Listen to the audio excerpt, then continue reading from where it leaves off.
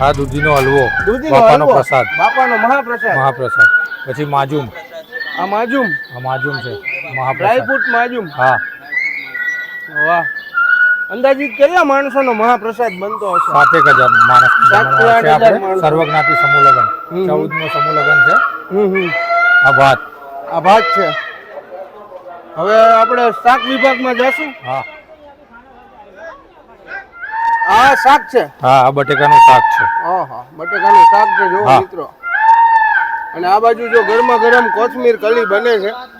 અને અહીંયા જો લાઈવ તમારી નજર સમક્ષ આ સમૂહ લગ્નનો જમણવાર છે હો મિત્રો. કોઈનો પ્રાઇવેટ નથી. આ તો ભાઈ મારા બાપાનો મહાપ્રસાદ છે. સર્વજ્ઞાતિ છે. આ બાજુ આ પનીરનું શાક છે. પનીરનું શાક છે. હા, દાળ છે. દાળ, આ દાળ છે. હા, વાહ વાહ ભાઈ વાહ. પછી આગળ તમે જુઓ તપેલા જ આ સૂપ છે. વાહ, સૂપ. તપેલા જુઓ ને તોય ખ્યાલ આવી જશે કેવડો મહાપ્રસાદ છે. આ પનીરનું આ પનીરનું શાક છે.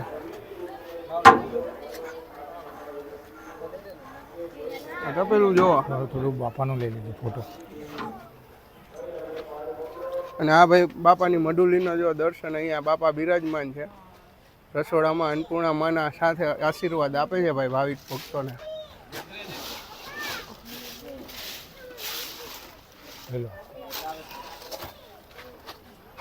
મિત્રો આપણે આવી ગયા છીએ ભાઈ અત્યારે અમદાવાદની અંદર રખિયાલમાં હરદાસનગર, બાપુનું હરદાસનગર ને, હરદાસનગરમાં આજે સમૂહ લગ્ન છે. અને ભાઈ તમે જુઓ 1 2 3 4 5 6 7 8 9 જ્યાં નજર જાય ને ત્યાં સુધી તપેલા દેખાય છે. અને આ મહાપ્રસાદની તૈયારીઓ હાલે છે. અને ઓલી બાજુ ભાવિક ભક્તો તમે જોઈ શકો છો અત્યારે હજારોની સંખ્યામાં ભાઈ ભાવિક ભક્તો ભોજન પ્રસાદ લે છે.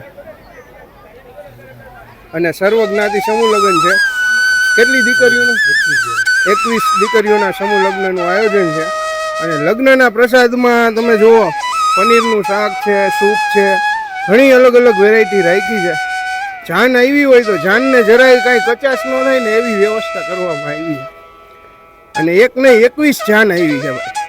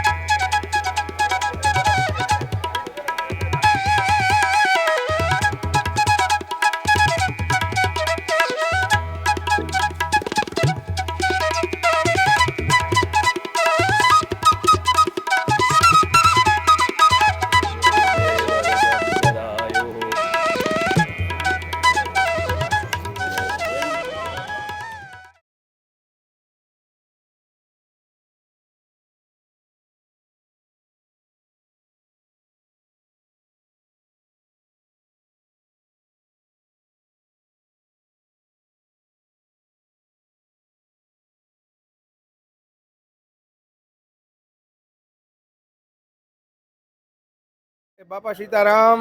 બાપા સીતારામ. કેમ છો? પહેલા તો અમારા દર્શકોને તમારો પરિચય આપો. પરિચયમાં તો મારું નામ હિના આડેસરા છે અને અમે રાજકોટથી આવીએ છીએ. બરાબર છે. અને આજે અમદાવાદમાં સરસ મજાનું ભવ્ય આયોજન છે મઢુલીના દ્વારે બાપાના સાનિધ્યમાં. તો એના વિશે થોડીક માહિતી આપો. અહીંયા મઢુલી સેવા ટ્રસ્ટ દ્વારા છેલ્લા 14 વર્ષથી સમૂહ લગ્નનું આયોજન થાય છે અને 21 દીકરીઓના લગ્ન કરવામાં આવે છે. પણ આ સમૂહ લગ્ન જોઈને એવું લાગે નહીં કે આ સમૂહ લગ્ન છે. ઘરની જ દીકરીના મેરેજ હોય એ રીતે એમને બધી જ ફેસિલિટી, બધા જ પાર્લરથી લઈ અને બધું જ પ્રોવાઈડ કરવામાં આવે છે. અને અહીંયા આયોજન પણ એ જ રીતનું હોય છે કે જાણે ઘરની જ દીકરીના મેરેજ થઈ રહ્યા છે. અને અમે છેલ્લા ઘણા વર્ષોથી રાજકોટથી અહીંયા આવીએ પણ છીએ. અને આ એક સેવાનો ભાવ છે અને એ સાથે આ પ્રસંગ ઉજવાઈ રહ્યો છે. અને આ બાપાના આશીર્વાદ છે કે આપને આ લાભ મળ્યો. આ કાર્ય જે છે એ બાપાના આશીર્વાદથી જ થાય છે. અને ઈચ એન્ડ એવરી પર્સન કે જે આ કાર્ય સાથે જોડાયેલ છે એના પર બાપાના ખૂબ આશીર્વાદ. અહીંયા પૂજ્ય બાપાશ્રીની પ્રેરણા એ જ પરંપરા છે અને એ જ અમારા માટે આશીર્વાદ છે.